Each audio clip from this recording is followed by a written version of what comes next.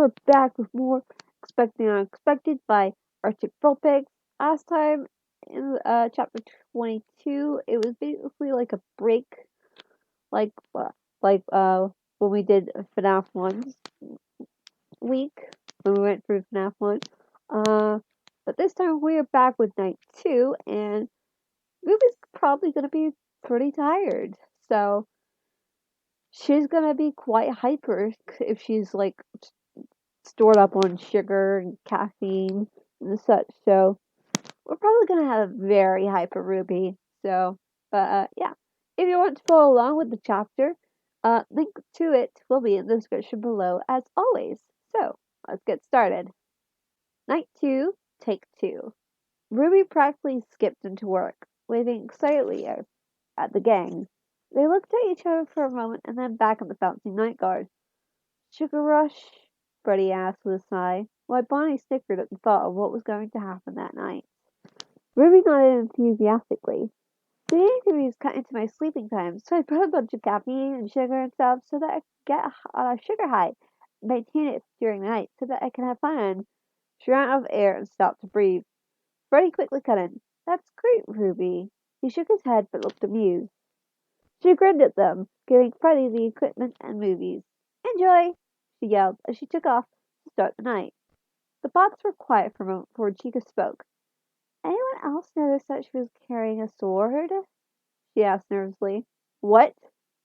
The others asked, suddenly worried. Sounds like we're having a Pirates of the Caribbean, I'm guessing.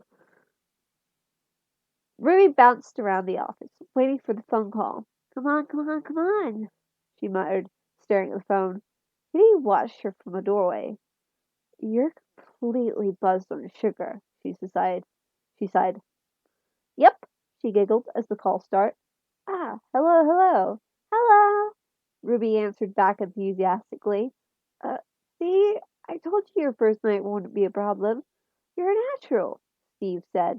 Oh, thank you, Ruby giggled, still bouncing in place. By now, I'm sure you've noticed the older model sitting in the back room. Now she froze.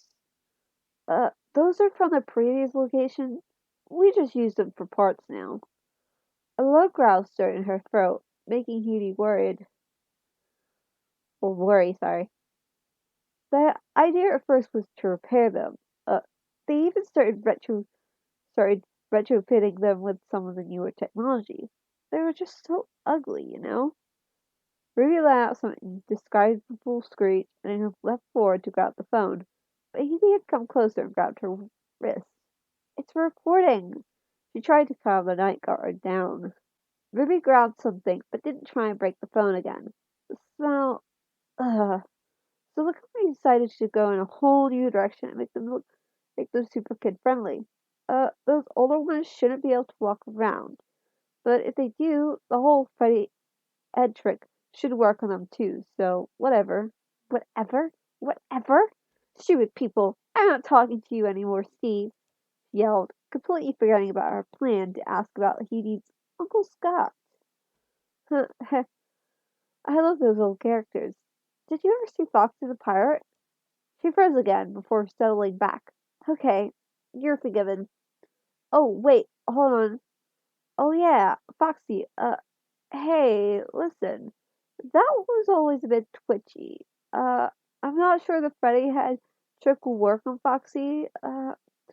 If for some reason he activates during the night and you see him standing at the far end of the hall, just flash a light at him from time to time. Those older would always get disoriented with bright lights. It should cause a system restart or something. Come to think of it, you might want to try that on any room where something undesirable might be. It might hold them in place for a few seconds. That glitch might be in some of the new models too. Ruby stared at the phone suspiciously. No, I'm not doing that to them. That's just mean. One more thing. Don't forget the music box. I'll be honest, I never liked that puppet thing. Me too, Ruby gasped, throwing her arms up excited again. It was always thinking, and it could go anywhere. I don't think Freddy's mask will fool it. So just don't forget the music box. Anyway, I'm sure it won't be a problem. Have a good night and talk to you tomorrow. Bye, Steve. Ruby waved up the phone before she bolted past Edie, energy levels too high to let her stay in place. She had something special planned. So, Ruby decided to finally have her pirate night. I knew it! She spent the entire night running around in a pirate hat and eye patch, waving her sword around. She had also modified a water pistol to shoot a lot more water. A lot more water. Would you stop that? Toy Bonnie shrieked as she locked up Toy Chica's joints up again. Ruby just laughed hysterically at the peak of her sugar high. Good stuffing for you, for anything, you landlubber! She yelled back and swung the sword dangerously close to him. It was sharpened to a dangerous edge as they had discovered after she sliced through a table, so they were making sure to avoid it. Come at me, rabbit! She yelled at him. This is what you get when you threaten mutiny. Katie was also in the room, head in her hands, as she listened to the insanity that was this conversation. Ruby, stop playing around, she yelled. Ruby just laughed louder and sprayed Bonnie full force in the face with her water gun. No one's going to get the jump of Captain Ruby, she giggled, running out the room to find more victims. Katie massaged her temples, feeling a headache coming on. Goldie had materialized above her. This is hilarious, she giggled. Well, at least someone is enjoying this, Edie sighed. She could seriously hurt them. She looked worried. Goldie didn't seem to be taking safety into consideration. Goldie waved her off. Don't worry too much. Although, I don't know why you worry about them. Goldie muttered the last bit. Edie looked at her curiously. From that bitterness, I'm correct in assuming that you were here back when the toys were here? An explosion went off in another room, followed by a wordless scream of rage. Yeah, Goldie said softly, before eyeing the mechanic. I was here when you were here too. And your brother. Edie stiffened, but Goldie ignored it, too caught up in whatever memory she was thinking about. I don't know why you're back. I just wouldn't suggest trying to hurt my friends. They've been through enough. She looked back at the girl for a moment before disappearing. Edie stared at the empty air for a moment. She sighed and rubbed her face. Geez, someone recognized me? She whispered. Ruby ended up in a really interesting position. The position was also driving the toys mad since they couldn't reach her. She had forgotten to wind the music box in her sugar rush, so the puppet got out. The moment she saw him, she made a very interesting squeak scream sound and hit him with Betty. And then again. And again. Eventually, one of the toys tried to grab her, and she swung wildly at them, connecting solidly. That was why he was preparing to point Chica's jaw at the moment, muttering to herself. Ruby, meanwhile, was halfway up the mast of Foxy's ship. The gang had come out at some point at Goldie's insistence and were now trying really hard not to laugh. At least Freddie and Chica were. The other three were laughing freely. That's Foxy eventually managed while Toy Bonnie, Toy Freddy, and the puppet prowled around the base of the ship. What are you doing up there? She grinned at him, munching on a chocolate bar. The freaky clown captain, the sea monster, the pizza beer. She swung wildly around her unstable perch. This, of course, made them laugh harder. I see, he chuckled. Just don't fall off again. She grinned down at them, waving her sword around. The captain fall off her own ship? She looked aghast. Never! Swung a full 360 degrees around the mast, and again. Although, this is your ship, she added thoughtfully. Sugar highs, Freddie sighed, although he was also finding it amusing, in between his heart stopping every time she swung around. This isn't as bad as last time, Bonnie pointed out. At least she's staying in one place this time. He looked over at them. This has happened before? Freddie was the only one to look at her. Yes, she pulled a day shift, so she survived off of sugar and caffeine. Ruby stopped her swing and aimed her water gun at Toy Bonnie while they were talking. He screamed fiercely at her when he could move again. What if you damaged them? Katie asked heatedly. Ruby shrugged. My bots handle a full night of water balloons and water guns with no problem. What happened to new and improved? Her voice took on a mocking tone, which just infuriated them more. She then decided to blow a glitter bomb with terrifying accuracy, hitting the puppet dead on. Glitter does not help with scary clown depression. I'm staying up here. She hugged the mask comically. Goldie appeared next to her suddenly. Wow, good shot. She nodded in appreciation. Looking at the distance the glitter bonnet had covered. Hey! Toy Bonnie yelled. You can't interfere. I'm not. Goldie rolled her eyes, bringing out a video camera. I'm getting a better angle.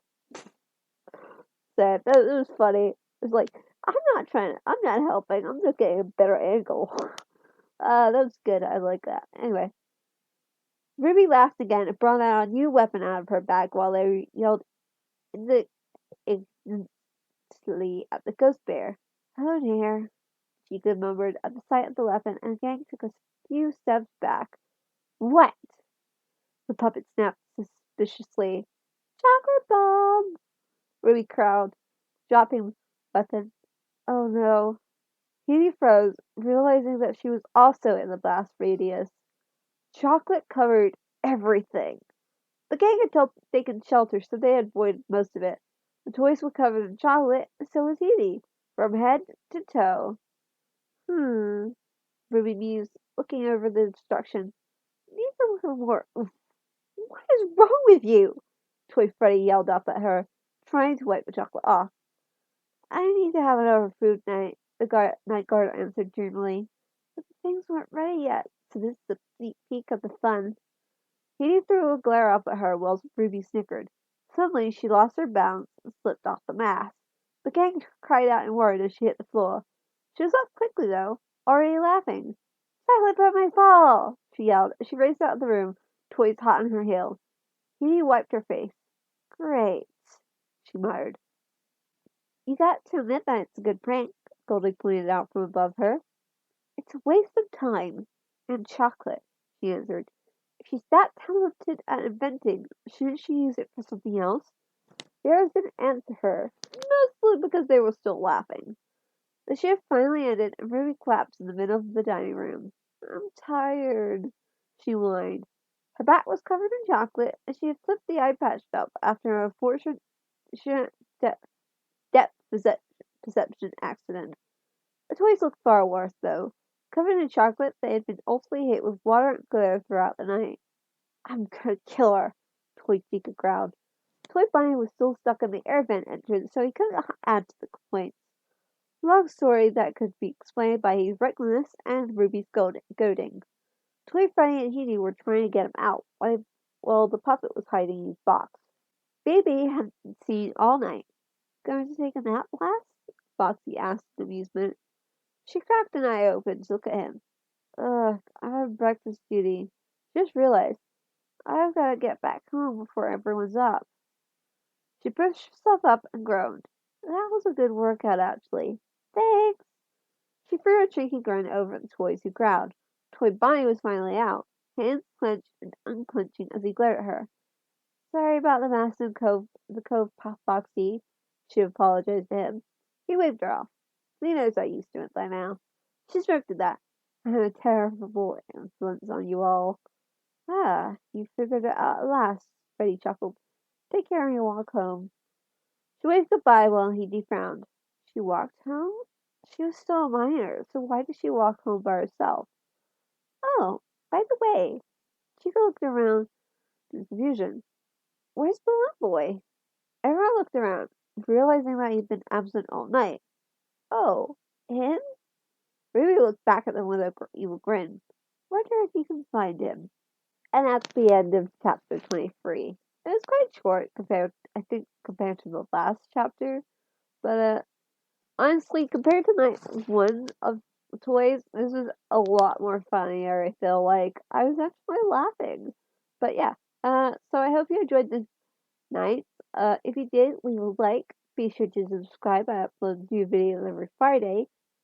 And if you want to, I always suggest leave a review if you want. Tell the people who write the story what you think. And then once you do that, come back and leave a comment telling me what you think as well, because I want to know. But do them first, then me, okay? If you don't do them, then I don't want your comment, okay?